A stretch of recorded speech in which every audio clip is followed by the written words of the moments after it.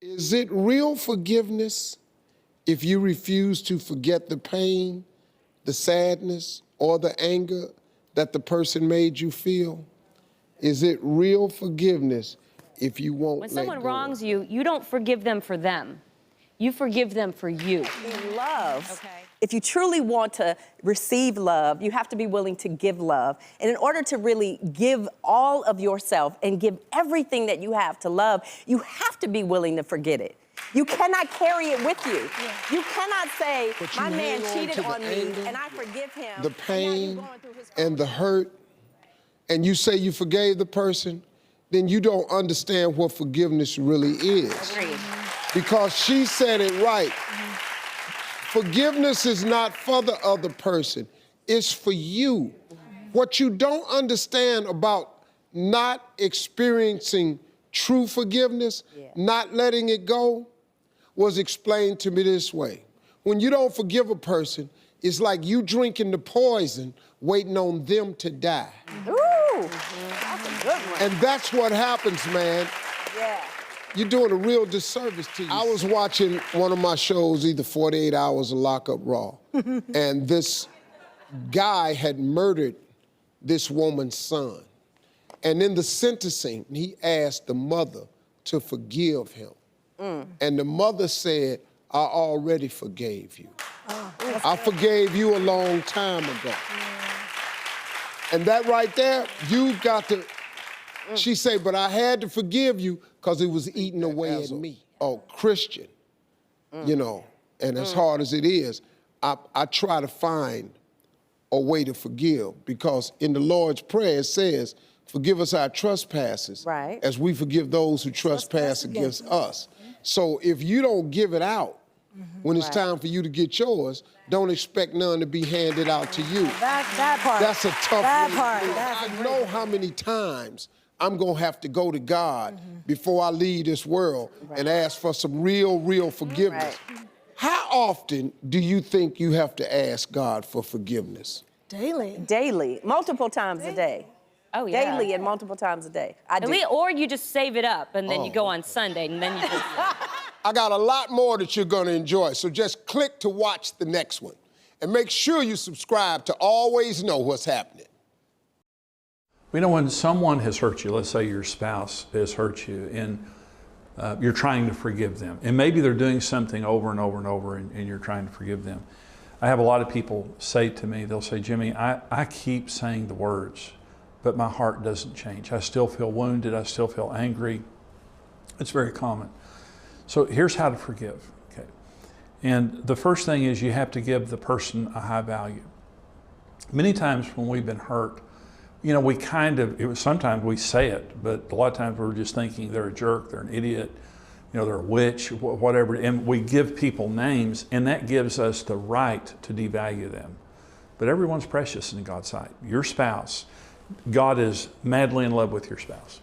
Okay? The people that we're angry at, God's madly in love with them. Doesn't mean that He approves of their behavior. I'm not saying that, okay? So you have to give them a high value. The other thing too is this is what Jesus said. Jesus said, bless those who curse you and pray for those who spitefully use you.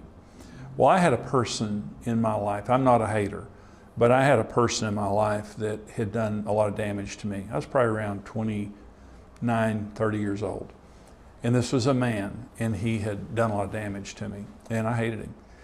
And I didn't really try to forgive him. I just hated his guts. I wanted him to die, basically. And it started changing my personality. And Karen told me, my wife told me one day, she said, your personality is changing. And it was. I felt an oppression come over me, okay? And because it was. I mean, there was just this, the anger, all of that. See, the clinical definition of depression is anger turned inward. When you're angry and you can't process it, it will wear your emotions out. A lot of depression is just emotional exhaustion. Your anger on the inside of you is like putting your body on a treadmill and finally you collapse. When you're trying to process anger and you're not getting rid of it, your emotions finally will just collapse. Well, it affects everyone in your life. If you're a parent, it affects your children. It affects everybody, okay? So Jesus said, bless those who curse you, pray for those who spitefully use you. So Karen said, your personality is changing. And so one day I was praying about this man that I hated, and I said, Lord, I forgive him. And the Lord said, I want you to bless him. And I thought, no, I'm not doing that now. I mean, I'm not going to go that far. You know, I'm going to forgive him. The Lord said, you pray for him what you pray for yourself. You bless him. Well, I did. I didn't want to, you know, and he said, do it every day. So for about 10 days, I prayed for that man and blessed him. I think it was around the 10th day, my hatred turned into compassion. Something in my heart dissolved. And no longer, when I thought about him, my blood pressure didn't go up. When I saw him, I didn't have that. But I had a compassion for him. And my hatred completely resolved. Let me say another thing too. Ephesians 4 says, be angry, but don't sin. Don't let the sun go down on your wrath, nor give a foothold to the devil. And the word devil there is diablos. It means slander. Be angry. There's nothing wrong with anger. God gets angry, okay? But don't sin. Don't justify bad behavior. A lot of marriage counseling is two people doing the wrong thing, justifying because the other person's doing the wrong thing. Go ahead and be angry, okay? That's fine. Own your anger, okay? But don't sin. Don't let the sun go down on it. See, today's anger is a very manageable thing. Yesterday's anger is a very bad thing, especially when you had a lot of days of unresolved anger. Well, let me tell you my story. So I forgave that guy that I hated, but my wife and I fought for the first several years of our marriage. We fought a lot. And I went to bed on anger because I would yell at her, which didn't ever work, and then I'd get quiet. I'd get quiet for 2 or 3 days, not talking to her, trying to punish her. That never worked either. But I went to bed on anger hundreds of times. And when the Bible says if you go to bed on your anger, you give a foothold to diablos, what it means is, when you go to bed on anger, the devil, what makes the devil so dangerous is he's stealthy. Remember, he took the form of a serpent in the Garden of Eden because that's his nature. He's stealthy. Stealthy means this. Snakes are dangerous because you don't know they're there. They're camouflaged. They blend in. So what the devil does is he slithers in to your unresolved anger, your bitterness, your cynicism, your whatever you want to call it, contempt. He slithers in, whispers a lie to slander your spouse or whoever you're angry at, slithers out. You don't even know he came and went, but he left a lie. Okay. So after 3 years of marriage, here's what I believed about my wife. She's the problem, and I married the wrong woman. Those were deeply, deeply held beliefs that I had. See, I'd been counseled by the devil and didn't know it. If you're a grudge holder, you've been counseled by the devil and you don't know it.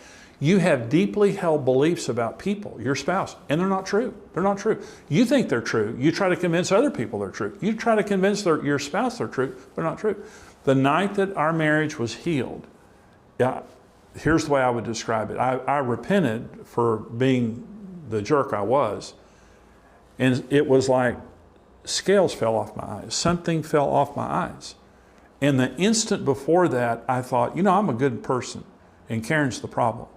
The instant after that, I thought, I'm a jerk and I am married to the sweetest woman on earth, honestly, because now I was seeing her through the eyes of God, not through the eyes of the devil. When you don't process anger properly, what's going to happen is, and if you haven't processed anger, I want you to consider if there's anyone in your life that you've had a grudge against for a while, what you believe about them really isn't true. You're under the influence, okay? Especially in your marriage. I have to guard my heart. So listen, so my spouse does something wrong and I try to talk to them about it and they won't let me talk to them about it. I've got to devil-proof my heart. Even if they won't interact with me, before I go to bed, I've got to say, Lord, I forgive them, and I bless them. I bless them. See, if you can't bless a person, you haven't forgiven them. I forgive them, I bless them, Lord, and I pray that you'd protect my heart. What this means is God will protect your heart. You're going to be walking in truth, and you're going to be walking in love, and God can work through you now to reach your spouse. This is what happened in my marriage. This is why my marriage was healed. My wife, rather than reacting to me, she turned to God, and God used her to change me. So my encouragement to you is don't let unresolved anger lodge inside of you. Don't become a repository for anger. Process it. Own it. Don't sin. Get rid of it. And your marriage and your life will be blessed as a result. Hi, how you guys going? Pleasant good afternoon. I see you guys, we jumped to the end of the video. It's a really blessing that you guys take the time off to look at this video. Pleasant good afternoon. This is your boy Kevin Byron. I hope that you guys enjoy the video. Tune in for more. And you guys take care. Alright, stay blessed. Bye.